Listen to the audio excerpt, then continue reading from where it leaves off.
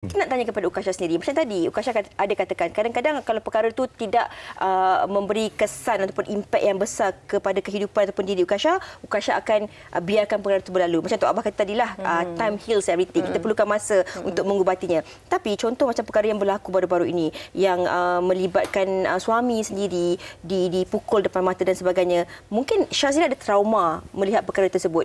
Bagaimana Syah nak memaafkan dan melupakan terhadap apa yang berlaku tu? Itu tak sesuai untuk topik tu kot, untuk memaafkan, untuk buat masa sekarang sebab terlampau sangat recently sangat-sangat berlaku benda tu, which is baru bulan 3 ke bulan 4 baru-baru ni, and still mahkamah pun tak settlekan apa-apa lagi daripada side sana ke apa ke, so benda. So to me, Kasha still tak boleh nak lupa benda tu depan mata, and Kasha pula memang ada gemuruh dengan darah depan mata. Lepas tu pula suami kita yang berdarah, Kasha terpaksa kena pegang hold, so benda tu nak dekat 2-3 bulan juga Kasha macam nak pergi syuting takut-takut. Trauma tak Kasha? Nak pergi duduk rumah je, tak nak keluar. Kamal sendiri pun memang tak keluar rumah langsung. Tak job pun tak boleh nak ambil sebab kepala kena ketuk, so benda. And kalau salah ketuk tu memang tak ada. Kira macam memang pergi. So benda tu macam untuk Kasha memaafkan untuk buat masa sekarang ni, untuk poin jenayah tu tidak lagi lah. Kasha jujur untuk part ni. Bagaimana Kasha dengan Kamal cuba mengawal, cuba dengan masa itu memulihkan? Macam mana? Sekarang ni alhamdulillah Kasha dah ada di sini. Saya tengok Kamal pun dah keluar bekerja dan sebagainya. Cakap benda tu personal. So Kamal bila dah kena benda macam tu, Kasha pun tengok kena benda macam tu. So benda tu stres.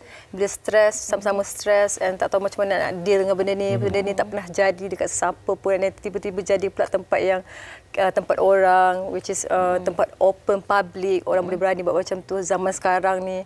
So kita orang macam tak adalah tak bercakap, tapi kita orang try to macam faham each other. Try to comfort each other. Tapi to me, Kasha yang macam lebih effort. Walaupun Kasha yang takut, Kasha yang macam bagi dia semangat.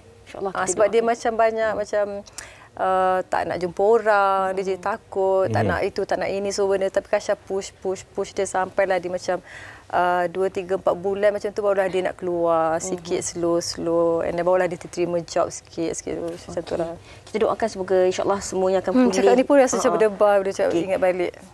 Datuk, ini yang kita nak kongsikan tadi. Kadang-kadang ada dalam setengah situasi itu lebih mudah untuk seseorang itu memaafkan perbuatan seseorang itu jika perkara itu tidak memberi impak yang besar dalam kehidupan kita. Contoh mungkin kita putus cinta di tengah jalan ke, ataupun ada hubungan tiba-tiba tak sempat ada apa tadi awak cakap closure. Menutup dia. Tak ada penutup dia. Hari ni cakap orang putih Datuk. Okey, tapi kadang-kadang ada perkara-perkara yang memberi impak yang sangat besar. Contohnya apa yang berlaku kepada Ukasha sendiri, dan kadang-kadang mungkin dalam kalangan masyarakat kita dalam hubungan rumah tangga yang mana pasangan mereka mungkin didera dan sebagainya. Orang mudah nak kata macam tak apalah, kau maafkan je lah, nanti time will heal everything contohnya. Tetapi bagi individu yang melalui proses itu, mengalami trauma itu, hakikatnya bukan mudah untuk mereka melupakan dan juga memaafkan itu sendiri, Datuk. Kita dengar apa orang tua kata. Jangan sebut bapa lah yang tua. Begitu. Kurang tak. Okey, silakan. Memang dah bangga sangat pun. Okey, namanya saya setuju lah. Buat kes yang kata cakap tu, yes, it makes sense because still very recent dan memang parah.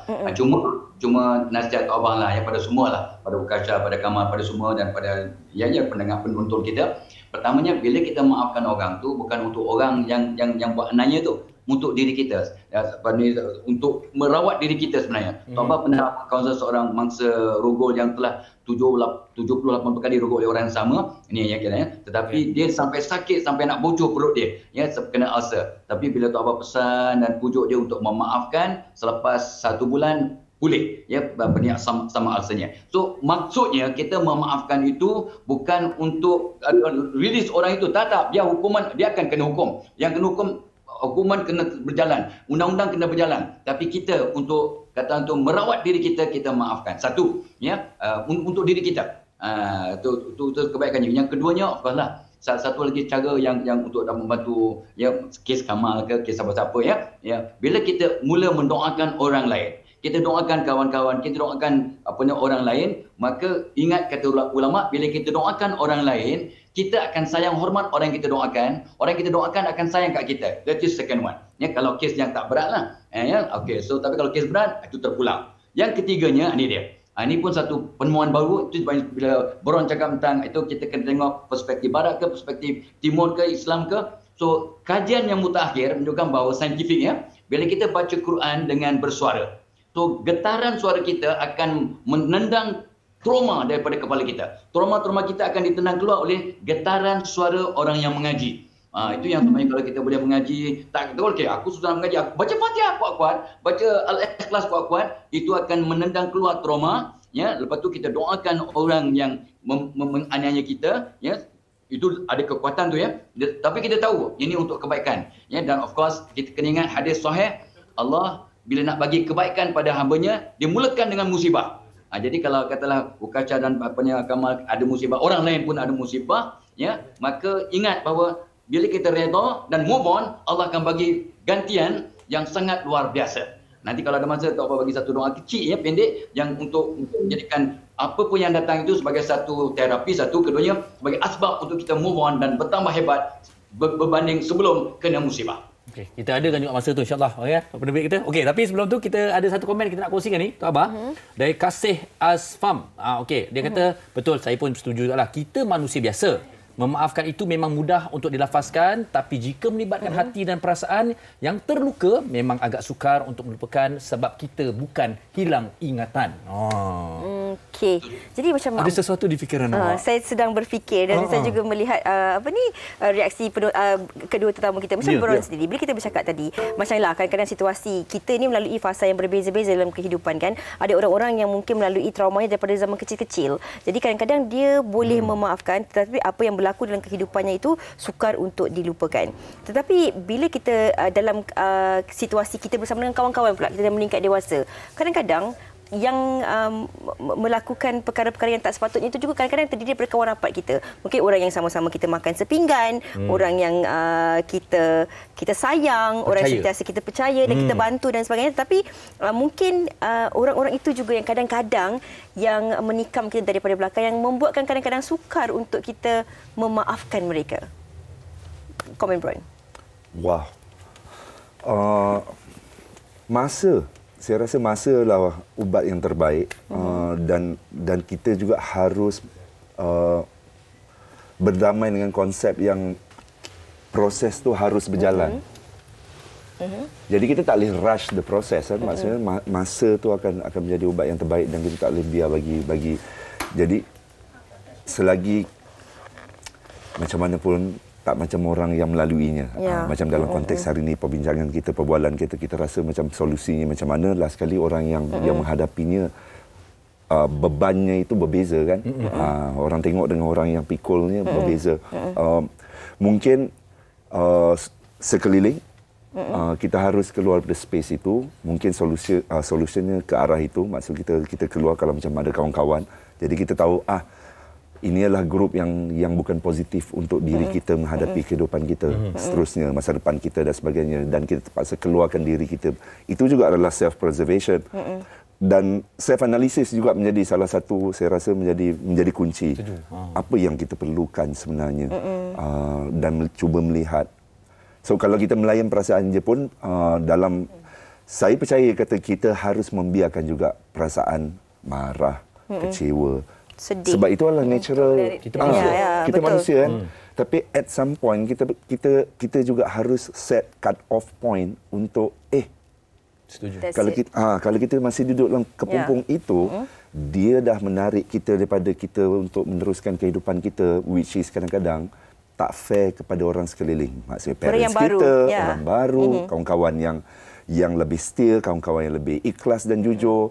Jadi mereka juga ada hak-hak mereka kan. Jadi kita rasa macam dalam kita duduk dalam kekecewaan ini dan sebagainya, kita juga harus melihat benda ni dari konteks yang slightly lebih besar, yang dah 3 tahun okey, bolehlah move on. Contohnya 3 tahun tu. Tapi ada orang yang masih dibelenggu. Saya ada kawan yang dibelenggu 20 tahun. Ada 8 tahun pun ada.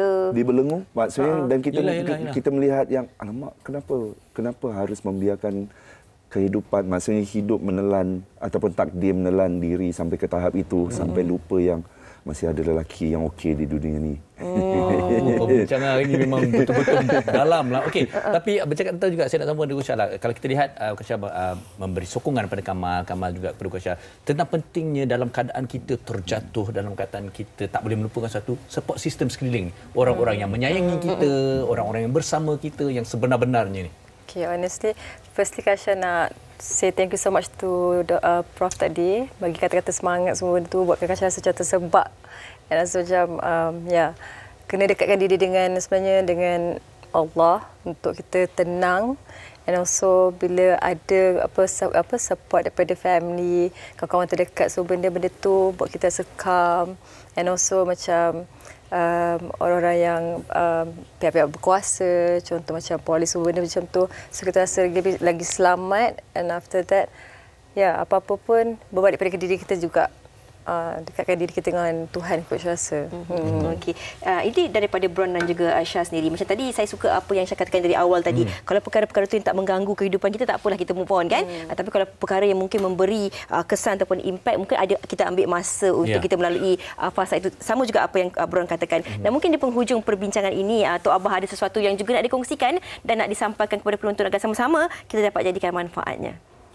Itulah sikitlah pesanan Tok Abah ni untuk kita betul-betul, saya setuju dengan apa yang Ukasha sebut, Syah sebut, dengan Bron cakap tadinya, kita bila berdamai dengan, it's up to us lah. Ya, orang lain tak boleh nak cakap apa, kita up to us. Tapi itulah, itu sebabnya pesan Hasan Basri dan semua orang alim, dia kata apa, untuk merawat diri kita, luka kita ni, ialah dengan fokus pada Tok Abah kena ulang ni selalu ni. Solat taubat datang malam 2 rakaat, istighfar 100 kali, maafkan semua orang tiap-tiap malam sebelum tidur, ni akan repair diri kita.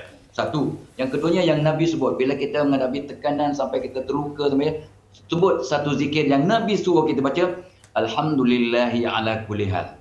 Segala setiap yang berlaku. Sebab yang berlaku itu Allah yang mengizinkan, ya, walaupun buruk atau baik, dan Allah Maha Pengasih. Jadi yang itu walaupun nampak buruk, sebenarnya ada hikmah yang sangat besar. Alhamdulillah ala kulli hal. Dan last sekali yang Tok Abah nak sebut yang janji tadi ialah bila ni kalau boleh Google di bawah, doa ketika ditimpa musibah. Ya, baik Kamal, baik Ukasha, baik Bron, baik siapa-siapa, baik Farid, baik Fiza ya. Fiza 3 kali tu sebut tahu. Okey kita doa. Fiza 3 kali. Ada rasa sedih sangat, hiper sangat. Terus baca satu doa pendek yang Nabi ajar, hadis riwayat Muslim, Inna lillahi wa inna ilaihi rajiun, standardnya. Lepas tu kita baca, Allahumma jurni fi ibati wa akhli bi khairin minha. Ya Allah, biar aku pahala atas musibah ini dan gantikan musibah ini dengan sesuatu yang lebih baik. Ini doa yang akan menyebabkan tenang. Ya, of course it takes time. Ya. Akan prepare diri kita dan doa kita akan makbul, kita akan move forward insya-Allah. Ini di bawah kalau Google doa ketika ditimpa musibah. You cannot go wrong. You will move forward insya-Allah. Insya-Allah. Dan apa yang Tok Abah kongsikan ini akan kita jadikan klip ni, kita akan kongsikan di TikTok WShy nanti, Fiza. di Instagram. Terima kasih Tok Abah atas perkongsian itu tadi, dan insya-Allah akan kita amalkan apa yang Tok Abah kongsikan kepada kita. Terima kasih kita ucapkan kepada Ukasha dan juga Bro.